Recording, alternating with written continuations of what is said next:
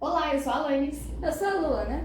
Esse é mais um episódio do nosso projeto Vozes Femininas, mulheres que inspiram o Mato Grosso do Sul. E hoje a nossa entrevistada é a jornalista e assessora de imprensa Evelise Couto, mestra em comunicação e mediadora do grupo de leitura Leia Mulheres em Campo Grande, Mato Grosso do Sul. Oi, Elise, tudo bem com você? Evelise, né? Isso, tudo bem, vocês?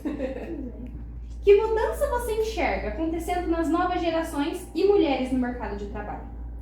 Eu sou de uma geração já de mulheres que elas entram já na escola, né, na vida da escola, vida da educação, já pensando, né, numa vida profissional. Diferente ali das nossas avós, né, que eu sou uma mulher já de 40 anos, então as mães ali que hoje tem 60, 70, 80, talvez fossem mulheres que tinham vindo de uma educação voltada para o cuidado da casa, né? Então foram algumas mulheres que não tiveram acesso tanto por conta da vida delas, né? Ali da vida delas, todo o contexto delas, né? Então tem muita diferença quando a gente olha para as nossas mães, para as nossas avós. Essa geração minha, dos 40, e aí vai indo até as mais jovens, são mulheres que elas já vêm na escola com a ideia de uma profissão, né? É bem diferente, é só você olhar na tua família, né? Se você olhar as mulheres mais velhas, o que que elas têm de profissão, né? Elas eram responsáveis apenas pelo cuidado do lar, ou elas hoje também, e as mais novas também dividem isso com uma profissão fora de casa. Normalmente são esses vários turnos, né, que essas mulheres têm hoje. De qual forma você acredita que a sociedade pode trabalhar para reduzir a desigualdade de gênero no mercado de trabalho em meio à atualidade? Primeira coisa é o próprio mercado entender que as oportunidades elas precisam ser iguais tanto para homens quanto para mulheres, né? Não dá pra gente aceitar mais que mulheres sejam menos remuneradas do que homens, porque isso se tornou, se não me engano, até uma lei, né? Então, e como fazer isso, né? Dar oportunidades também para mulheres, possibilitar que essas mulheres consigam ter um nível educacional, que elas consigam terminar a escola, consigam ir para a faculdade, consigam fazer uma pós-graduação, que elas sejam tão qualificadas quanto esses homens que têm mulheres para cuidar deles em casa, né? E aí a gente pode pensar numa mudança que começa em casa também. Homens que não querem mulheres só com ser mães deles, né? Mas homens que são parceiros que vão dividir o trabalho da casa, porque, né, moram na casa, e aí vão oportunizar com que essas mulheres tenham tempo para poder ser pessoas que não ficam só na questão do cuidado de casa. Então começa por aí, e acho que nós, né, a gente pode fazer muito isso, incentivando. Eu falo que assim, nós mulheres, a gente precisa andar entre mulheres, a gente precisa incentivar mulheres, a gente precisa apoiar. E esse apoio, essa rede que a gente faz com que as mulheres consigam crescer e ir em frente, mesmo que o mercado diga pra gente que não. Você percebe diferenças no modo como mulheres e homens são representados na mídia e no espaço corporativo? Sim, tem muita diferença. A gente pode pegar diferenças desde visuais, né? Questão, por exemplo, de vestuário, né? Assim, se a gente fala da mídia, por exemplo, a gente sempre vê, vamos falar, vou para a parte de idade, por exemplo, né? Então, se a gente tem um personagem numa novela que ele é um cara mais velho, grisalho, todo mundo acha ele bonitão, e a mulher grisalha, todo mundo acha ela desleixada, a não ser que ela seja uma grisalha impecável. Então já começa por aí, né? A gente já vê esse tipo de diferença. Hoje na mídia, se a gente for falar até de questão de jornalismo, que é mais a minha área, a gente vê que existem programas, por exemplo, ao longo do dia, programas de TV ou de, programas de entretenimento, que eles tratam diferente o público, né? Como se fosse o público feminino e o público masculino. Então o público feminino é amenidade, vamos aprender aqui a salvar essa planta. Não que eu não acho legal, tá? Mas assim, por que precisa ser isso, né? Por que precisa ser só isso? E para homens já é assim, conversa de economia. Então, infelizmente, a 2025 a gente ainda vê isso acontecer, a gente vê cada vez menos. A gente já viu muito mais, mas ainda continua, ainda está muito enraizado. Então ainda tem sim uma diferença de como mulheres e homens são tratados na mídia e pela mídia, infelizmente. Como você age quando algum mercado de trabalho desfavorece alguma mulher em um ambiente que ela fique constrangida? Você já presenciou ou já sofreu com isso? Eu nunca presenciei, assim, claramente, já vi subjetivamente, mas eu já passei por uma situação no mercado de trabalho que eu falei, puxa vida, foram duas situações, na verdade.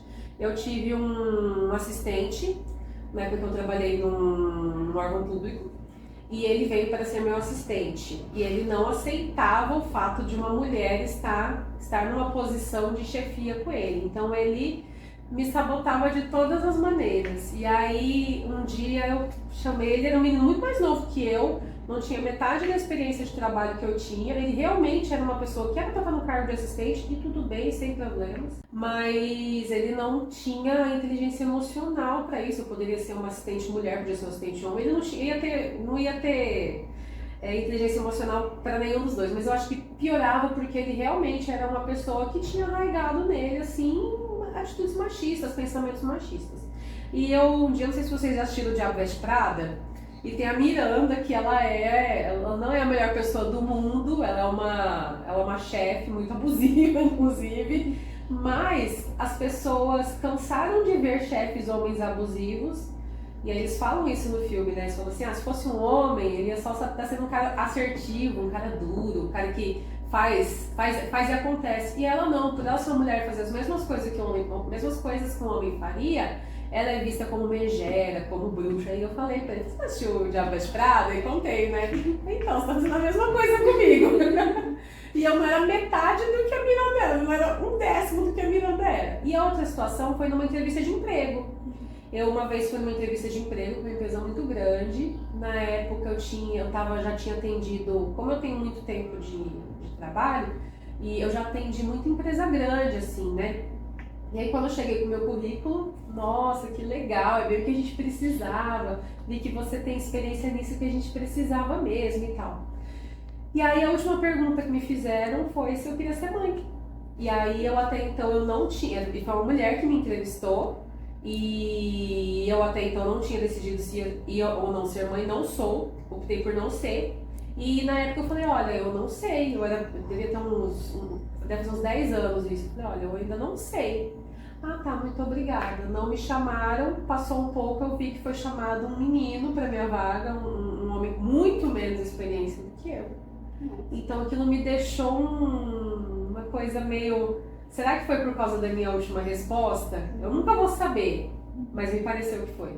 Então aquilo ali deixou muito escancarado para mim como que as empresas grandes viam, e algumas ainda veem, uma mulher, somente por conta dessa questão de gravidez ou enfim. Como a literatura e o diálogo, promovido pelo Leia Mulheres, podem fortalecer a visão da mulher na sociedade e no mundo do trabalho? Primeiro eu vou explicar como que o Leia Mulheres, por que ele existe, né? Eu acho que só o fato dele existir já te dá um bom norte aí para a resposta. O Leia Mulheres, ele existe porque em 2014 fizeram uma lista na Inglaterra, se não me engano, com os 100 livros que precisavam ser lidos. Tá aqui, os 100 clássicos que todo mundo precisa ler. Eu não vou me lembrar agora se não teve nenhum escrito por mulher ou se teve um, mas foi assim, absurdo. É um absurdo. E assim, se a gente for falar de mulheres, já está falando de literatura clássica, não tem a Agatha Christie, não tem a Jane Austen, tantas mulheres assim, Virginia Woolf, nada. E aí, algumas mulheres leitoras ficaram muito revoltadas com isso, subiram uma hashtag nas redes sociais. Eu não sei se vocês sabem o que é subir hashtag, vocês são jovens. Mas era a hashtag ReadWomen, que é Leia Mulheres. A hashtag ele usa para expressar uma ideia, uma revolta, uma ação, né? Então o pessoal começou a postar e no final colocava hashtag ReadWomen, Leia Mulheres. E aí um grupo de mulheres do Brasil viu, assim como deve ter acontecido em outros países também, mas um grupo de mulheres do Brasil que trabalhava em editoras, que eram pessoas que não escreviam, mas lançavam livros, cuidavam de livros, elas falaram assim, peraí, a gente precisa fazer alguma coisa por aqui. Tanto é que elas trabalhavam no mercado editorial, então elas viam isso muito mais profundo do que a gente que era só leitor. Então elas pensaram, por que a gente não faz um grupo de leitura que vai ler apenas mulheres? Então assim, isso surgiu em posso estar enganada, mas quem quiser saber um pouco mais é só entrar no site do Leia Mulheres. Surgiu em 2015 em São Paulo, começaram a fazer os posts, mostrar que tinha. Outras cidades falaram assim, eu também queria que tivesse um Leia Mulheres aqui. Então foi espalhando. Eu mesma fui uma pessoa que eu já fazia parte de outro grupo de leitura, que era o Vórtice Literário, e eu falei, peraí, talvez, inclusive meu marido me mostrou o Leia Mulheres, que ele também é todo envolvido com questão literária, ele falou assim, você viu que existe esse grupo aqui? Eu achei super legal. Só que não tem em Campo Grande. Eu falei, eu não vou atrás disso para ter que mediar grupo, eu não tenho tempo, eu não tenho cabeça. No final das contas, estou aí há 8 anos mediando Leia Mulheres. Já tive parceiras, assim, mediando junto. Aí você tinha me perguntado como que a sociedade vê, né? Como que pode ter essa mudança. Uma coisa que eu vou falar é que o Leia Mulheres ele é aberto para todo mundo. Pode homem, pode mulher, todo mundo é bem-vindo. Mas desde o começo, Leia Mulheres só tem mulher. Se foi, sei lá, se a gente conseguir contar em 8 anos de grupo, 6 homens que foram, é muito. Então a gente vê que, assim, infelizmente, a gente ainda, quem lê mulheres ainda são mulheres.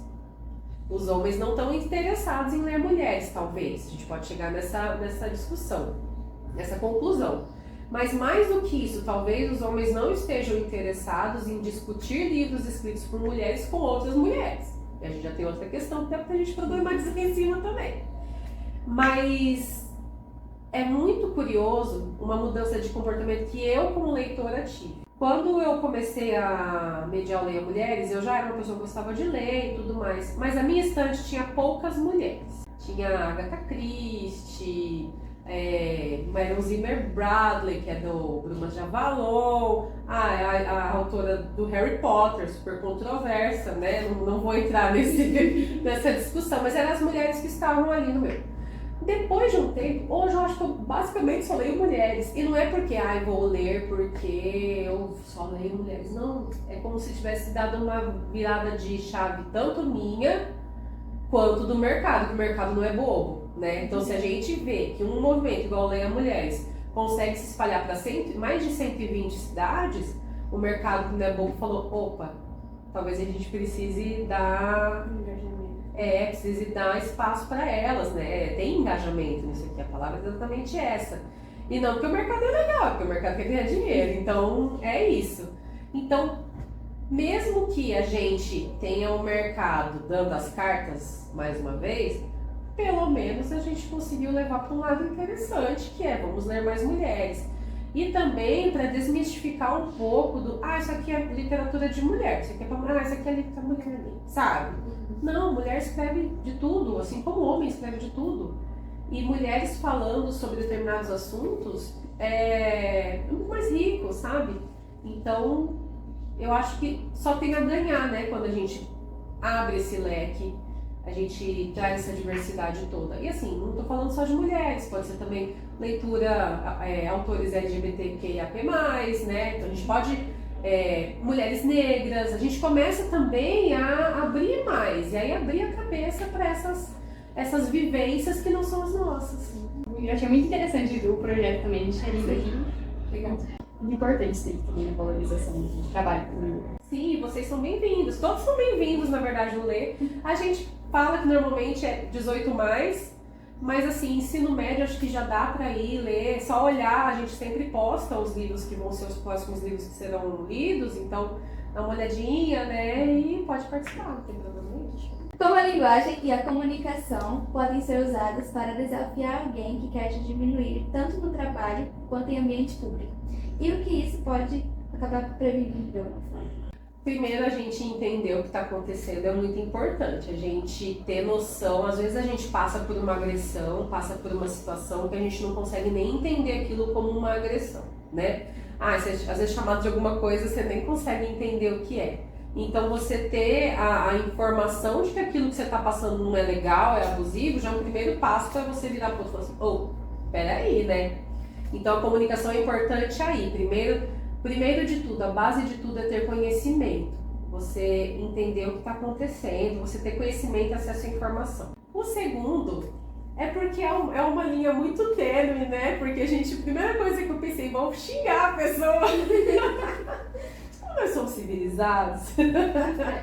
Eu acredito muito na força do diálogo. Eu acho que as pessoas elas precisam dialogar. Eu acho que muitas pessoas falam coisas que nos machucam às vezes, ou que nos tocam a gente de alguma maneira. Eu acho que algumas pessoas são mal intencionadas mesmo, mas acho que algumas pessoas são meio mal informadas. Então, às vezes, você dá uma chamada assim, olha, mas não é assim, não, veja bem, ó. E aí você ter essa paciência para você explicar e trazer ela para um outro ponto de vista, pode ser uma coisa muito frutífera, muito útil, assim, né? Basta saber até que ponto que você pode ir. Tem algumas pessoas que a gente não consegue ir muito longe. E nisso a comunicação ela é fundamental, né? A comunicação ela é fundamental principalmente quando a gente fala de educação. E eu não falo só da educação da escola, que é importantíssima, mas eu falo da educação do dia a dia mesmo, sabe? Então isso que eu tô falando, às vezes, sei lá, você escuta alguém da sua família falar uma atrocidade, assim.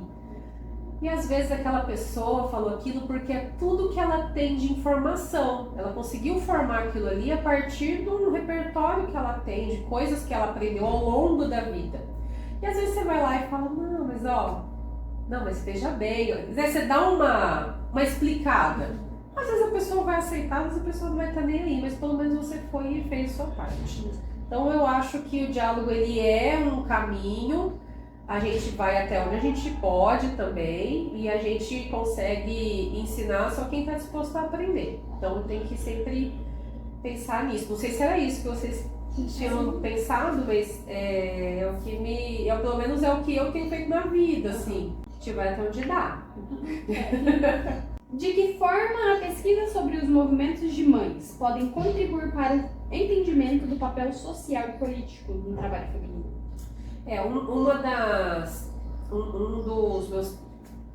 Das minhas frentes, né, eu fiz mestrado em comunicação, me formei, não falo me formei, mas recebi o título no ano passado, e a minha pesquisa foi sobre movimentos de mães. Por que eu pensei, só para dar uma contextualizada, assim, por que eu pensei em trabalhar com movimentos de mães, e foi um questionamento até que a gente pode levar lá para aquela primeira pergunta, que as pessoas faziam, por que você está estudando movimento de mãe se você não é mãe? Quer dizer que eu preciso ser mãe para eu ter empatia, para eu ficar tocada com essa questão para eu querer pesquisá-la? Não, né? Então esse foi um grande embate, assim, pelo menos no comecinho, em alguns eventos que eu participei, teve homem me perguntando isso. E aí eu, com educação, expliquei para eles exatamente isso, tipo, a gente, né, não precisa ser o pesquisador, né? Então quer dizer que a gente só pode pesquisar aquilo que a gente é? Enfim, tá. E aí eu conheci, primeiro de tudo, eu conheci o movimento Madres de Maio, que são as mães da Praça de Maio da Argentina. Eu fiz uma viagem, já conhecia porque já tinha lido a respeito, fiz uma viagem para a Argentina uma vez e descobri as madres. As madres, elas eram as mães das pessoas que eram desaparecidas pela ditadura argentina. São pessoas que desapareceram, ninguém sabe, ninguém viu, foram mortos, né? E essas madres, elas iam toda semana, elas vão até hoje, toda quinta-feira, na Praça de Maio, falar o nome dos filhos e dos netos que estão desaparecidos até hoje. E desde 1977 isso. Maravilhoso. E assim, mães que estavam quase todas num contexto apenas do lar, assim, e foram para isso. E hoje elas são super organizadas, já tem mais de um grupo, porque elas acabaram, por algumas coisas ideológicas, elas acabaram virando duas, já tem as avós buscam os netos, já estavam 139, já acharam 139 netos, porque além deles desaparecerem com as pessoas, mulheres grávidas às vezes pegavam os bebês delas e davam para adoção. Então, e às vezes criança pequena, é bem puxado. E eu falei, eu quero. E aí elas são muito ativas nas redes sociais. Elas têm Instagram, lembrando que elas são senhorinhas de 80 anos, tá? Elas têm Instagram, elas têm Facebook, elas faziam live na Twitch, tudo. Eu falei, gente, que maravilhosa, eu preciso saber mais sobre isso. E aí, quando eu fui para fazer a pesquisa para o mestrado, a minha orientadora falou assim, vamos tentar buscar alguém aqui do Brasil? E aí eu encontrei as Mães de Maio, que são outras, apesar do nome ser parecido, são outro grupo de mães cujos filhos foram mortos pela polícia em 2006. em 2 semanas, eles foram assim, quase 500 pessoas desapareceram. Tem todo um contexto, tá? Mas eu não vou me alongar aqui. Mas o que pesquisar essas mães significa, né? São mulheres que juntas, elas, tomadas por uma emoção, né? Elas decidiram se organizar para reivindicar seus direitos. E isso volta lá para aquilo que eu conversei de vamos andar juntas, vamos nos incentivar, vamos... E essas mães se juntaram por uma emoção, por uma dor, para buscarem os direitos delas e dos filhos delas, saber onde estão os filhos delas, o que aconteceu, enterrar o filho. Então, olha como esse poder de se envolver, de conseguir se mobilizar é importante e pode falar muito pra gente, né? A gente se mobilizar pelo que é de nosso direito, a gente se mobilizar pelo que a gente acha que é justo, né? Então, acho que isso é importante. Você olha para elas, eram mães que nunca tinham mexido com a internet, não tinham experiência, eram mães que muitas vezes eram periféricas, muitas vezes não, assim, acho que 100% delas eram mães periféricas, né, moravam na periferia, muitas delas não tinham o ensino básico e ainda assim elas se uniram, se organizaram. Hoje elas são uma organização que a líder delas, que é a Débora Maria, ela é doutora honoris causa, ela participa de pesquisas em universidades. Então assim, olha essa transformação. Claro, ninguém queria que esses meninos tivessem morrido, mas olha o que elas fizeram disso, sabe? E olha como elas podem nos inspirar, né? É isso. Uma luta que inspira outras mulheres. Sim, com certeza. Esse lastre que se divulga. Sim, para dar força e para dar luz para outras mulheres, para outras pessoas que também buscam os direitos delas, o que é justo, o que é delas, né? Como foi para você na sua área jornalística? Já aconteceu alguma situação desagradável ou algo parecido? Eu acho que aquele exemplo que eu dei da entrevista de emprego, já aconteceu, por exemplo, de eu ter o mesmo cargo de um homem e eu ganhar muito menos e eu ir reclamar e a pessoa virar pra mim e falar assim, é que ele tem família, ele sustenta a família. Eu falei, mas eu faço exatamente as mesmas coisas que ele. Então eu já passei por isso. Tenho passado cada vez menos, ou não sei se eu tenho passado cada vez menos, ou os ambientes que eu tenho escolhido trabalhar têm sido menos problemáticos nesse sentido, mas a gente sempre vai passar por alguma coisa assim. Tem coisas que a gente percebe anos depois que passou. Essa mesma do salário, né, porque eu fiquei muito irritada, mas hoje olhando assim, eu fico com mais raiva, porque eu fazia exatamente a mesma coisa que a pessoa, eu tinha exatamente a mesma escolaridade que ela, eu tinha menos tempo de casa. Falar que eu tinha alguma coisa a menos, eu tinha menos tempo de casa, mas o meu trabalho era idêntico. Eu ganhava muito menos. Nos seus trabalhos, o que mais te incentiva para continuar ajudando essas mulheres? Eu vou falar do meu trabalho, mas eu vou falar um pouco da minha vida, assim, que eu acho que são coisas que andam muito próximas para mim, porque o meu trabalho é muito importante para mim, porque eu acho que a partir dele eu consigo fazer algumas mudanças no dia a dia das pessoas. Isso me... Poxa, se o meu trabalho não fizer isso, se o trabalho da gente não fizer isso, assim, que bom. Na verdade, deixa eu recolocar. Se a gente conseguir ter um trabalho que a gente gosta de executar, que a gente é respeitado executando, que a gente tem dignidade com ele, poxa vida, se você conseguir fazer com que o outro tenha dignidade, tudo é muito legal. Então, por exemplo, dentro do jornalismo, eu faço alguns trabalhos voluntários, porque para mim vale muito mais a pena. Eu sempre falei isso, eu gosto muito mais de trabalhar para que as pessoas tenham uma melhor qualidade de vida do que para ver, de repente, a minha chefe indo para Milão no final do ano. Tudo bem, ela pode ir, não tem problema, mas para mim, pessoalmente, eu preciso ver isso aqui acontecer também, sabe? Eu tenho um pouco disso e eu acho que me faz bem, né?